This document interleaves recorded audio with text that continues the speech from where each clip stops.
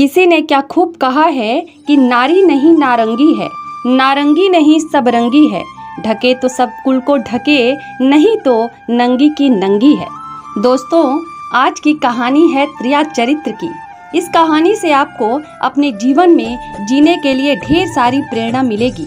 जो भी व्यक्ति इस कहानी को ध्यान से सुनता है, उसको जीवन में वह कभी भी धोखा नहीं खा सकता। इसलिए इस कहानी को ध्यान से सुने और हो सके तो इस कहानी पर जरूर अमल भी करें।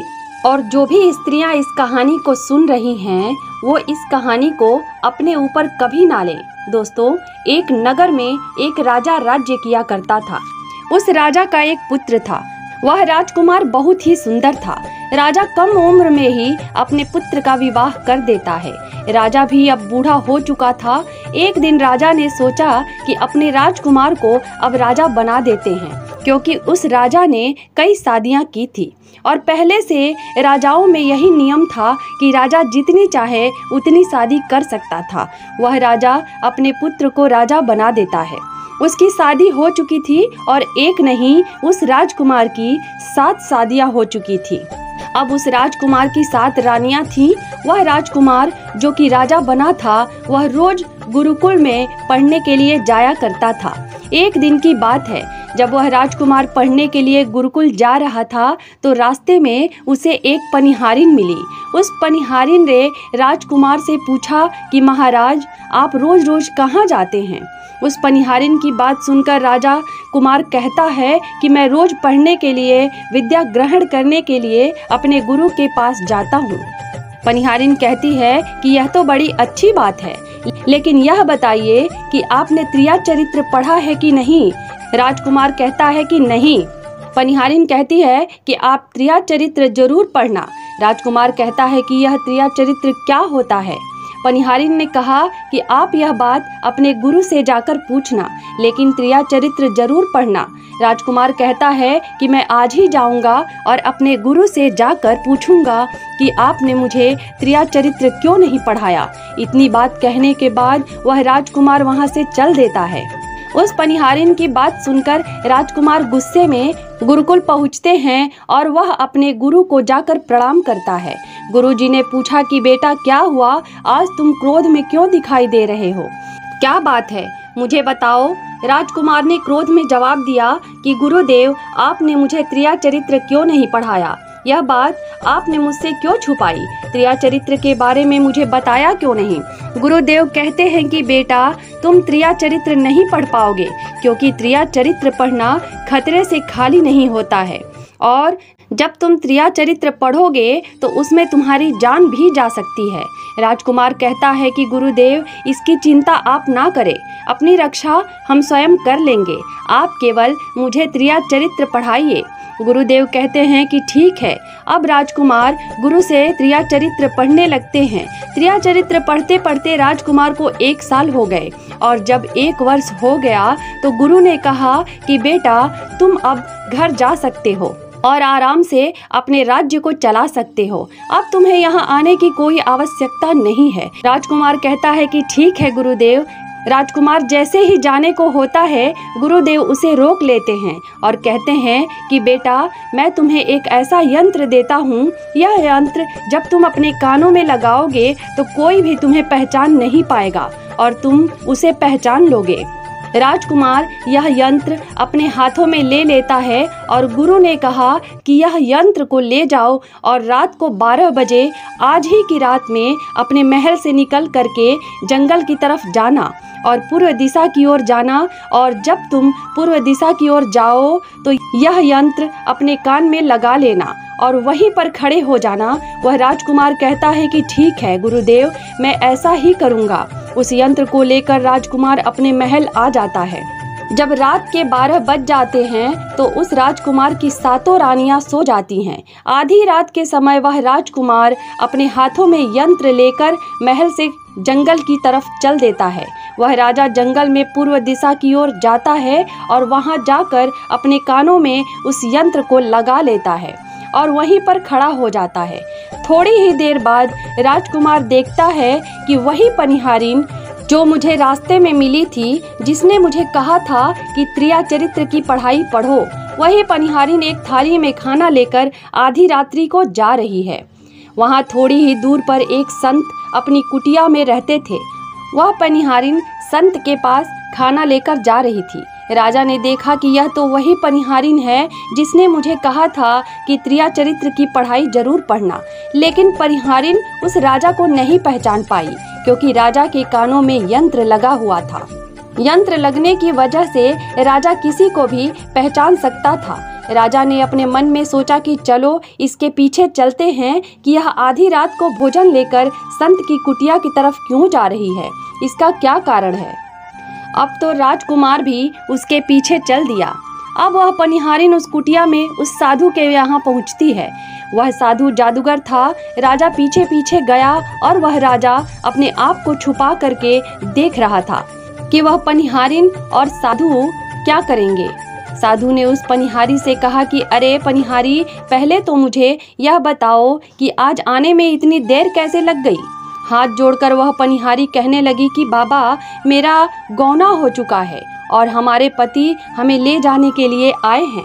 हमें कल लेकर चले जाएंगे, इसलिए हमें उन्हें सुलाने में थोड़ी देर लग गई और यहाँ आने में भी थोड़ी देर हो गई। जब यह बात साधु ने सुनी कि इसका विवाह हो चुका है और इसका पति इसे लेने आया है, तो वह साधु कहता है कि पनिहारी, इसका मतलब है कि तुम अपने पति के साथ जाना चाहती हो, तो फिर तुम हमारे पास क्यों आई हो? चली जाओ यहाँ से। पनिहारी कहती है, नहीं बाबा, मैं आपके बिना नहीं जी सकती। फिर साधु कहता है कि पनिहारी, इसके लिए तुम्हें एक काम करना होगा। साधु एक बड़ा सा चाकू निकालता है, उसे उस पनिहारी को चाकू देते हुए कहता है कि पनिहारी, इस चाकू से अपने पति की गर्दन काट कर यहाँ ले आओ और अपने उस पति को मार दो जो हमारे और तुम्हारे बीच में दरार बन रहा है। तब मैं तुम्हें रखूंगा, तुमसे विवाह करूंगा, तुम्हें अपनी पत्नी बनाऊंगा। बिना कुछ सोचे समझे वह पनिहारी चाकू लेती है और दौड़ते हुए अपने घर जाती है। उसका पति सो रहा था। वह जाकर अपने पति की गर्दन काट देती है और उसकी गर्दन को लेकर साधु के पास आती है और जो राजकुमार थे वो उसके पीछे पीछे उसका सारा कारनामा देख रहे थे। जब साधु ने देखा कि यह अपने पति को मार करके उसकी गर्दन यहाँ लेकर आई है, तो साधु को उस पर बहुत गुस्सा आया। साधु ने उसे लात मारी और कहा, भाग जा यहाँ से। जब तू अपने पति की नहीं हो सकी तो जिसके साथ तूने फेरे लिए हैं, तू मेरी क्या होगी? जल्दी भाग जा यहाँ से। अगर तू मेरे पास दोबारा आई तो मैं तुम्हें जीवित नहीं छोड़ूंगा। साधु की यह बात सुनकर उस पनिहारी को ऐसा लगा जैसे उसके पैरों तले जमीन खिसक गई हो।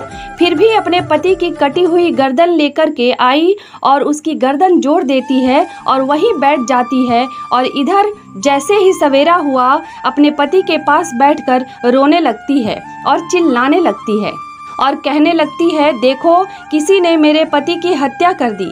ये बात पूरे राज्य में फैल गई कि पनिहारिन के पति को किसी ने मार दिया है। यह खबर राजा तक भी पहुंची। रात में उस पनिहारिन का सारा कारनामा राजकुमार अपनी आंखों से देख चुका था।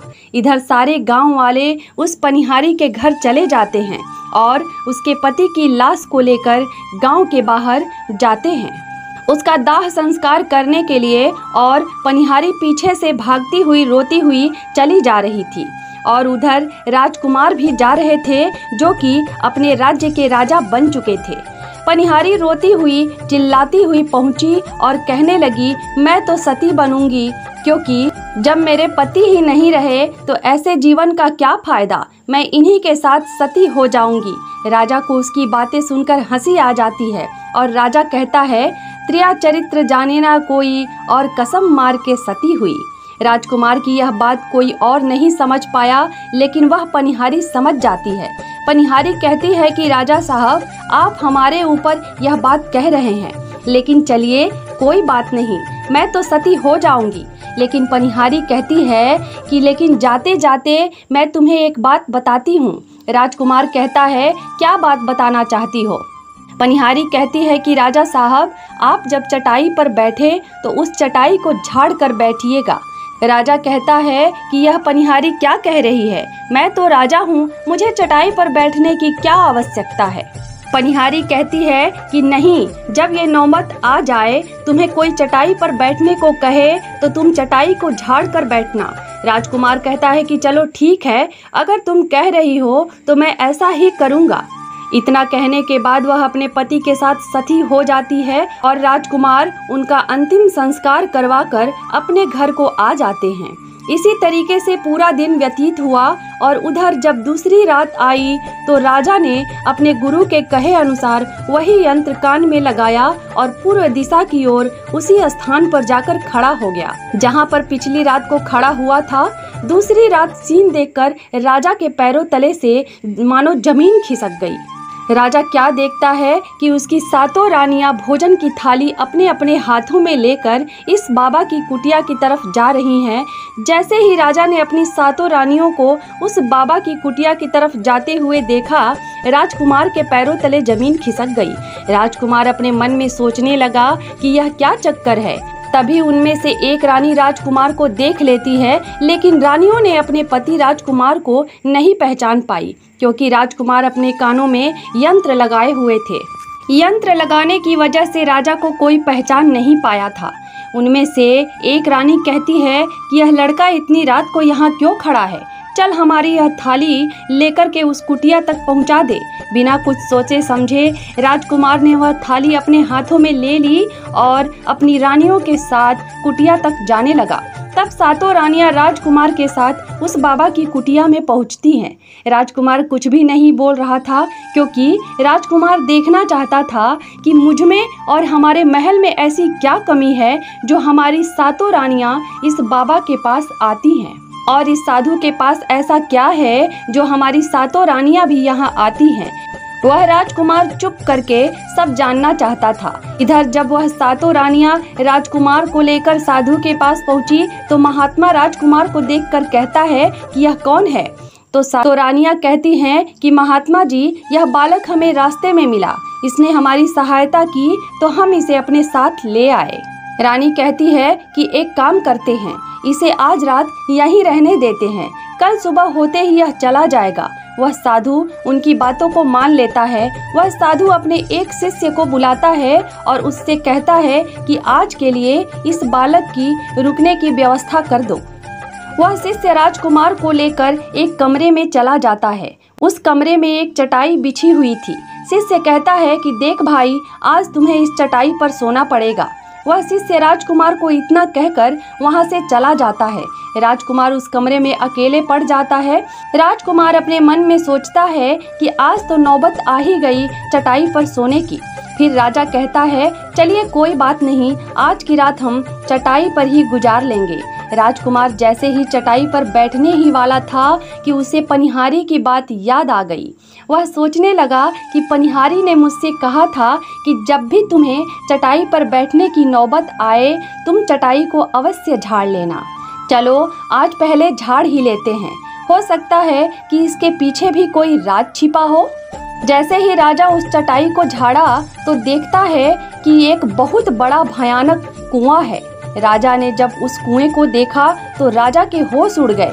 राजा ने उस कुएं के अंदर झांक के देखा तो राजा को अंदर बहुत सारे कैदी दिखाई देते हैं जिन्हें उस साधु ने अंदर कैद करके रखा था। उन कैदियों में से एक आदमी ने राजकुमार को पहचान लिया। वह आदमी राजकुमार से कहता है कि राजकुमार, आप यहाँ कैसे आ गए। राजकुमार कहता है कि धीरे बोल, नहीं तो सब पोल पट्टी खुल जाएगी। तब सभी कैदियों ने कहा कि राजा साहब, आप यहाँ से भाग जाइए, हम तो यहाँ से निकल नहीं पाए, लेकिन आप यहाँ से भाग जाइए, नहीं तो आपका भी यही हाल हो जाएगा जो कि हमारा हुआ है। आप भी यहाँ फंस जाएंगे, आपको भी पकड़कर यह साधु इसी कुएं में डाल देगा। आप जितना जल्दी हो सके यहाँ से भाग जाइए। दोस्तों, राजा जब उस कमरे के अंदर गया था तो राजा ने अपने कान से यंत्र निकाल दिया था, और जब राजा वहां से भागा तो अपने कान में यंत्र लगाना भूल गया। राजा को भागते हुए उन रानियों ने और साधु ने देख लिया। रानियों ने जब राजा को भागते हुए देखा तो रानियां कहती हैं कि यह तो हमारे पति हैं। रानियां उस महात्मा से कहती हैं कि महात्मा जी, अब तो हमारी सारी पोल पट्टी खुल जाएगी। उन्होंने हमें यहाँ देख लिया है, अब हमारा क्या होगा। वह साधु कहता है कि तुम यहाँ क्या देख रही हो, जल्दी जाओ और अपने पति को पकड़कर ले आओ। वह सातों रानियां राजकुमार को पकड़ने के लिए दौड़ी दौड़ी राजमहल की ओर राजा के पीछे पीछे भागती हैं, लेकिन राजकुमार इतना तेज भागा कि वह अपने महल जा पहुंचा। रानियां घबरा गई, रानियों के तो होश उड़ गए। रानियां फिर वापस उसी बाबा के पास आती हैं और बाबा से कहती हैं कि महाराज, अब तो हमारे पति हमें जीवित नहीं छोड़ेंगे, हम जैसे ही घर जाएंगे वह हमारी जान ले लेंगे। महात्मा, आप हमें बचा लीजिए, इसका कोई उपाय कीजिए। तब जाकर वह साधु उन रानियों को एक जादुई कील देता है और कहता है कि जब तुम महल जाओ तो अपने पति को बहला फुसला कर उसके माथे में यह कील ठोक देना। यह जादुई कील तुम्हारे पति को बकरी बना देगा और तुम सातों मिलकर उसे मार देना। बस उसकी कहानी खत्म हो जाएगी और तुम सातों रानियां बच जाओगी। सातों रानियां महात्मा के द्वारा बताए अनुसार कार्य करने को तैयार हो जाती हैं। वह सातों रानियां साधु की बात मान लेती हैं और जादुई कील लेकर महल आती हैं। तब सातों रानियां आपस में विचार करती हैं कि राजा सबसे ज़्यादा प्रेम सबसे छोटी वाली रानी को करते हैं, तो वह रानियां मिलकर जादू वाली कील छोटी रानी को दे देती है और कहती हैं कि यह तुम्हारा काम है, तुम किसी भी तरह राजकुमार के सिर में यह कील ठोक देना। वह छोटी वाली रानी कहती है कि ठीक है। वह कील छोटी वाली रानी ले लेती है। जब राजा ने उन सातों रानियों को आते हुए देखा तो क्रोध में कहा कि पहले तुम यहीं रुको, पहले मुझे यह बताओ कि हमारे राज्य में और हम में ऐसी क्या कमी है कि तुम आधी रात को उस साधु के पास जाती हो, इसका क्या कारण है। तो सातों रानियां हाथ जोड़कर कहती हैं कि महाराज, हमें माफ़ कर दीजिए, हमें लगता है कि उस साधु बाबा ने हम पर कोई जादू टोना कर दिया था, इसीलिए हमसे ऐसी गलती हो गई। अब से ऐसी गलती हमसे कभी नहीं होगी। छोटी रानी की ऐसी बातें सुनकर राजा उनकी बातों को मान लेता है, क्योंकि वह राजा छोटी रानी से बहुत प्रेम करता था। वह राजा भी सोचने लगता है कि शायद उस बाबा ने ही इन पर कोई जादू टोना किया होगा। राजा अपनी सातों रानियों को माफ़ कर देता है और कहता है कि ठीक है, तुम अपने कमरे में चली जाओ। सबसे छोटी रानी, जिससे राजकुमार बहुत प्रेम करता था, राजकुमार को खाना खिलाती है और राजकुमार को सुला देती है। जब वह राजा सो गया तो सभी रानियां भी वहीं आ जाती हैं। सबसे छोटी रानी वह जादुई कील निकालती है और राजा के सिर में ठोक देती है। छोटी रानी ने कील जैसे ही ठोकी, राजा पूरी तेजी से उठा, लेकिन इतने समय में वह बकरी बन चुका था। अब उस राजा में इतनी शक्तियां नहीं थीं कि उन रानियों से मुकाबला कर सके। रानियां उस राजा को पकड़ने लगी, लेकिन राजा ने फिर भी हिम्मत नहीं हारी और अपने महल की खिड़की से कूदकर राजा भागते भागते अपने गुरु के पास पहुंचते हैं। बकरी बना राजा कहने लगा कि गुरुजी, मुझे माफ़ कीजिए, मेरी जान बचाइए, नहीं तो मैं मारा जाऊंगा। गुरु कहते हैं कि बेटा, मैंने तुमसे कहा था कि तुम त्रिया चरित्र मत सीखो, इसमें जान भी जा सकती है। अब सीखो त्रिया चरित्र, देखा इसका नतीजा।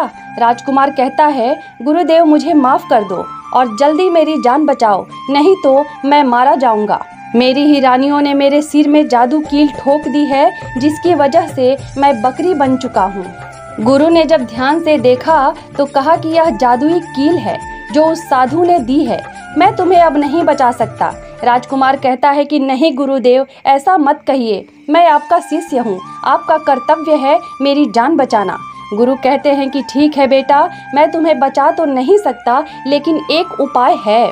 राजकुमार कहता है, क्या गुरुदेव? गुरु कहते हैं कि हम तुम्हें तोता बना देंगे और जब हम तुम्हें तोता बना देंगे तो तुम राजा सुखवाल के राज्य में चले जाना और वहीं जाकर रहना, क्योंकि राजा सुखवाल के राज्य में उस साधु का जादू नहीं चलता है। वह राजकुमार कहता है कि ठीक है गुरुदेव, आप हमें तोता बना दीजिए। वह गुरुदेव उसे तोता बना देते हैं और वह तोता बनने के बाद राजा सुखवाल के राज्य में पहुंच जाता है। एक शहर के पास एक छोटा सा जंगल था जहां बहुत सारे तोता रहते थे। वहीं जाकर रहने लगा और इधर सातों रानियां उस राजकुमार को खोज रही थीं। जब राजकुमार नहीं मिला तो वह फिर से उस बाबा के पास जाती हैं और कहती हैं कि बाबा जी, वह राजकुमार तो भाग चुका है, आप अपनी पोटली निकालिए और देखिए कि वह कहाँ है। वह महात्मा अपनी पोटली खोलता है और देखने लगता है कि वह राजकुमार तोता बनकर राजा सुखवाल के राज्य में रह रहा है। वह साधु यह सारी बातें रानियों को बताता है तो रानियां कहती हैं कि बाबा, अब हम क्या करें। वह साधु कहता है कि अब तुम अपने राजमहल में जाओ और राज्य में यह घोषणा करवा दो कि जो भी तोता पकड़ के लाएगा हम उन्हें 10 सोने के सिक्के देंगे। तोता राजा से कहता है कि महाराज, सभी 7 रानियां अपने महल पहुंचती हैं और अपने राज्य में घोषणा करवा देती हैं कि जो भी तोता पकड़ कर लाएगा हम उसे 10 सोने के सिक्के देंगे। उस राज्य में जितने बहेलिए थे तोता पकड़ने के लिए चारों तरफ घूमने लगते हैं और जो भी तोता पकड़कर रानी के पास जाते हैं और 10 सिक्के लेकर चले जाते और वह 7 रानियां उन तोता को मार दिया करती। ऐसे धीरे धीरे समय निकलता रहा और उधर वह तोता बना राजकुमार जहाँ गया था वहाँ सारे तोताओं से बहुत अच्छी अच्छी बातें करता था, उन्हें बहुत ज्ञान की बातें सुनाया करता।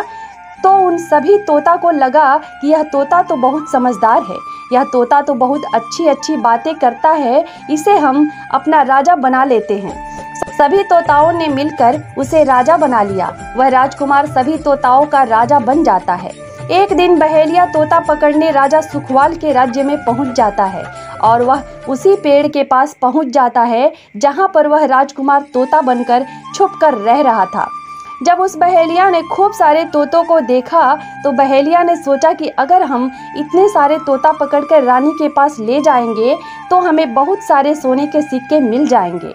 लेकिन जब बहेलिया सोचने लगा कि हम इतने सारे तोतों को पकड़ेंगे कैसे, जिस पेड़ पर वह तोता रहते थे वह पेड़ गोंद वाला था। जैसे ही सुबह हुई उस पेड़ से सभी तोता उड़कर दाना पानी के लिए बाहर चले जाते हैं और इधर बहेलिया क्या करता है, अपने चाकू से पेड़ पर चारों तरफ कट लगा देता है जिससे कि पेड़ से बहुत सारे गोंद निकल आए। पेड़ के चारों तरफ गोंद ही गोंद हो जाता है। अब बहेलिया सोचने लगता है कि जब सारे तोता आएंगे, इस पेड़ पर बैठेंगे, वह सभी इस पेड़ पर चिपक जाएंगे और मैं आसानी से उन्हें पकड़ कर ले जाऊंगा। बहेलिया वहीं छुपकर देखने लगा और जब शाम हुई तो सारे तोता वापस आए और तोता जैसे ही पेड़ पर बैठे सभी के पंजे पेड़ में चिपक गए क्योंकि पूरे पेड़ में गोंद ही गोंद लगा हुआ था। अब तो सारे तोता परेशान हो गए, उसमें राजकुमार भी जो तोता बना हुआ था वह भी चिपक गया। सारे तोता राजकुमार से कहते हैं, क्योंकि सारे तोता राजकुमार को अपना राजा मानते थे, कि आप कोई उपाय सोचो जिससे हम इस मुसीबत से बाहर निकलें, नहीं तो सुबह वह बहेलिया आएगा और हमें पकड़कर लेकर चला जाएगा। वह राजकुमार कहता है कि तुम बिल्कुल चिंता मत करो, जब सुबह बहेलिया आए तो तुम सभी ऐसा करना कि उस बहेलिया को ऐसा लगे कि सारे तोता मर चुके हैं और जब सभी तोते को पेड़ से छुड़ाकर नीचे फेंक दे तो सभी उड़कर भाग जाना। सभी तोता कहते हैं कि ठीक है, हम ऐसा ही करते हैं। सुबह हुई, जैसे ही बहेलिया पेड़ के पास पहुंचा तो देखा सभी तोता ऐसे लटके हुए थे जैसे कि वह सभी मर चुके हैं। जब बहेलिया तोतों को देखा तो सोचा कि अरे ये क्या हो गया, यह तो सभी मर गए। बहेलिया पेड़ पर चढ़ा और उनको पेड़ से छुड़ाकर नीचे फेंकने लगा। बहेलिया ने सभी तोतों को छुड़ाकर नीचे फेंक दिया, लेकिन जो राजकुमार था, जो तोता बना हुआ था, वह वहीं पर रह गया और नीचे जितने भी तोता थे वह सभी उड़कर भाग गए। बहेलिया ने सोचा अरे यह क्या हुआ, इस पर तो सिर्फ एक ही तोता है जो कि मरा हुआ लटका है और जितने तोते तो मैंने छुड़ाकर नीचे फेंका वह सभी उड़कर भाग गए। बहेलिया ने सोचा इसका मतलब सारे तोतों ने मिलकर मेरे साथ धोखा किया है। अब वह राजकुमार जो था, जो तोता बना हुआ था, सिर्फ वही पेड़ पर लटका हुआ था। वह बहेलिया कहता है कि यह सब तुम्हारी चाल है, चलो अब मैं तुम्हें लेकर जाऊंगा और रानी के हाथ बेच दूंगा और मुझे 10 सोने के सिक्के मिल जाएंगे। और इधर वह बहेलिया उस तोता को बेचने के लिए रानी के पास जाने लगता है। रास्ते में वह तोता उस बहेलिया से कहता है कि तुम मुझे कहाँ ले जा रहे हो। तो वह बहेलिया कहता है मैं तुम्हें बेचने के लिए रानी के पास ले जा रहा हूँ, अगर मैं तुम्हें वहाँ बेचूंगा तो मुझे 10 सोने के सिक्के मिलेंगे। वह राजकुमार कहता है कि मैं अगर तुम्हें 1000 सोने के सिक्के दिलाऊंगा तो क्या तुम मुझे नहीं बेचोगे? बहेलिया कहता है, लेकिन तू मुझे 1000 सोने के सिक्के कैसे दिलाएगा? वह तोता कहता है कि राजा सुखवाल के यहाँ एक बहुत बड़ा मेला लगता है, तो तुम मुझे वहीं बेच दो, और हाँ, मेरी कीमत मैं स्वयं बताऊंगा। वह बहेलिया उस तोते की बात मान लेता है और रानी के पास बेचने की जगह वह राजा सुखवाल के राज्य में उसके मेले में तोता को बेचने पहुंच जाता है। राजा सुखवाल के राज्य में यह नियम था कि अगर किसी व्यक्ति का सामान शाम तक न बिके तो उस माल को राजा स्वयं आकर उसे खरीद लेता था। वह बहेलिया उस तोते को लेकर बाजार में पहुंच गया। जब भी कोई व्यक्ति उस तोते को खरीदने आता तो वह पूछता कि यह कितने का है, तो बहेलिया कहता है कि तोता अपना दाम स्वयं बताएगा। तो वह तोता अपना दाम इतना बता देता कि कोई भी व्यक्ति उसे खरीद नहीं पाता। ऐसे ही करते करते शाम हो गई। अब शाम हो गई तो सभी अपनी अपनी दुकान लेकर चले गए। सभी का दुकान उजड़ गया था, बस एक बहेलिया और एक तोता ही रह गए थे। इधर राजा ने अपने सिपाहियों को आदेश दिया कि जाओ देख कर आओ, किसी का सामान तो नहीं रह गया है। जब राजा के सिपाही आए तो उन्होंने देखा कि एक बहेलिया तोता को लेकर बैठा हुआ है। सिपाही बहेलिये से कहते हैं कि हे बहेलिया, तुम्हारा यह तोता क्यों नहीं बिका? तुम इसे कितने दाम में बेच रहे हो? तो वह तोता कहता है कि जो इन्हें 1000 सोने के सिक्के देगा वही मुझे खरीद पाएगा। तोते की बात सुनकर सैनिक सोच में पड़ जाते हैं। वह सोचते हैं कि अरे, यह तोता तो अपनी कीमत खुद बताता है। सिपाही राजा के पास जाते हैं और राजा को सारी बात बताते हैं और कहते हैं कि महाराज, एक बहेलिया एक तोता लेकर बैठा हुआ है, लेकिन वह तोता अपना मूल्य स्वयं बताता है।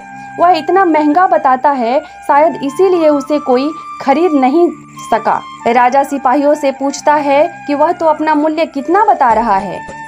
तो सिपाही कहते हैं कि अपना मूल्य 1000 सोने के सिक्के बता रहा है। राजा कहता है कि चलिए, हम स्वयं चलकर वह तोता खरीदेंगे। अगर हम उसका तोता नहीं खरीदेंगे तो हमारी बदनामी होगी कि राजा के बाजार में वह तोता नहीं बिका।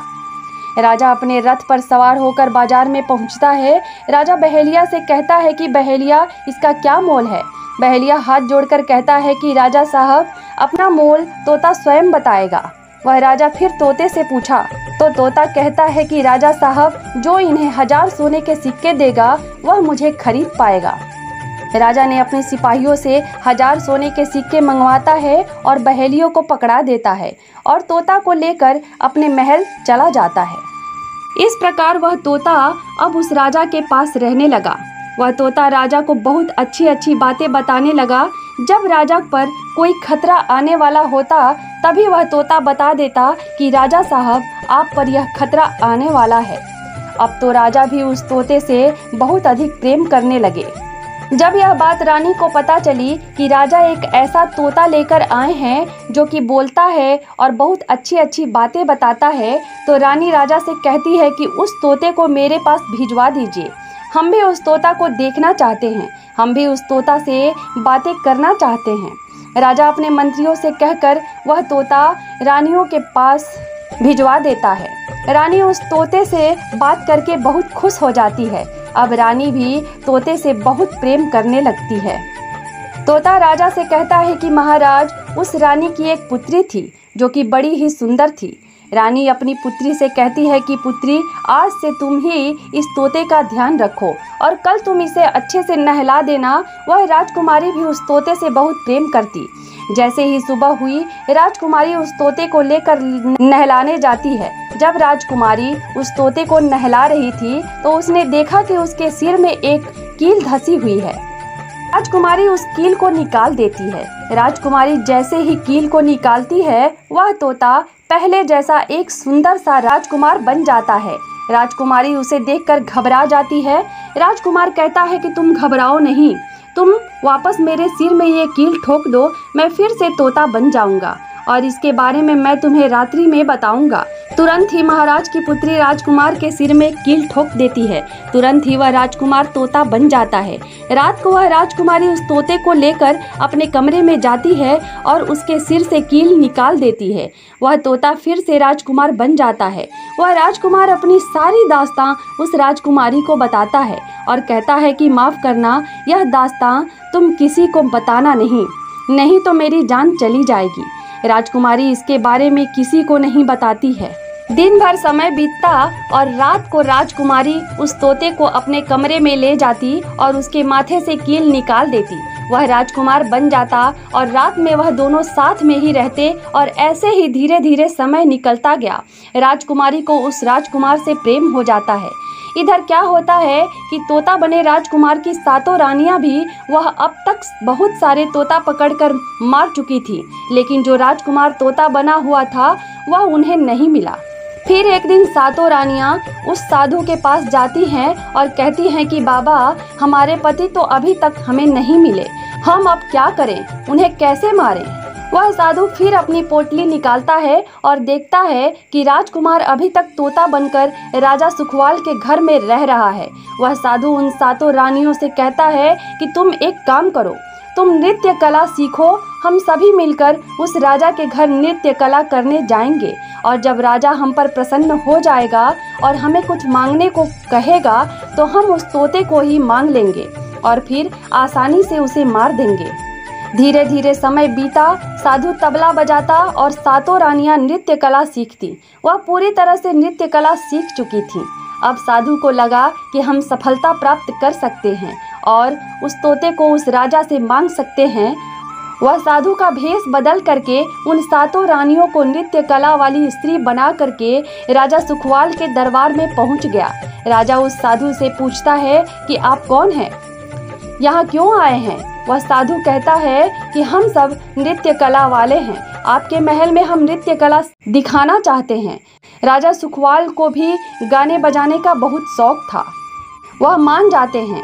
उधर वह साधु अपना गाना बजाना शुरू करता है।